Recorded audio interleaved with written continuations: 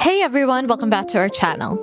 Today we're diving into a quick and powerful tool in 3ds Max, the Lathe Modifier. If you've ever wanted to create stunning, symmetrical 3D objects like vases, the Lathe Modifier is exactly what you need. So let's jump in.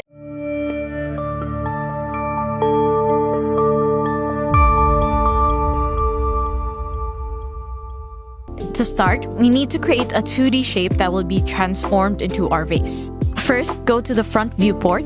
This will give us a great perspective for drawing the outline. Next, select the line tool from the shape panel over here. Now the shape we're drawing is the vase's silhouette. We only need one side of the outline because the Lathe Modifier will handle the rest.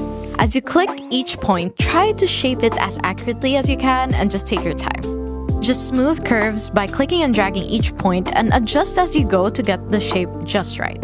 If you see any irregular corners like this one right here, you can fix it by selecting the corner, right-clicking, and choosing corner to make it smoother. First, let's create our base shape.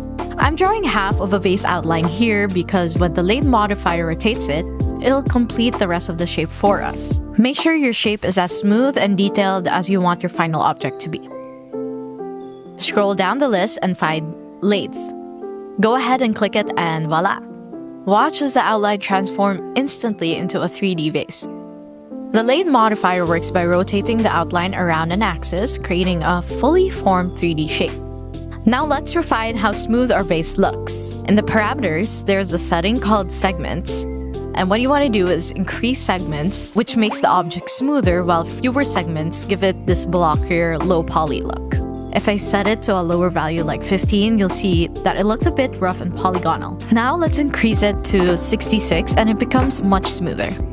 I'd recommend keeping it on the higher side for a nice polished look. That's it!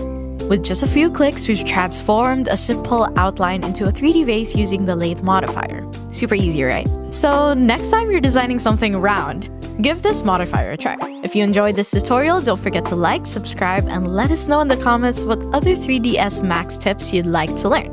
Thanks for watching, and bye!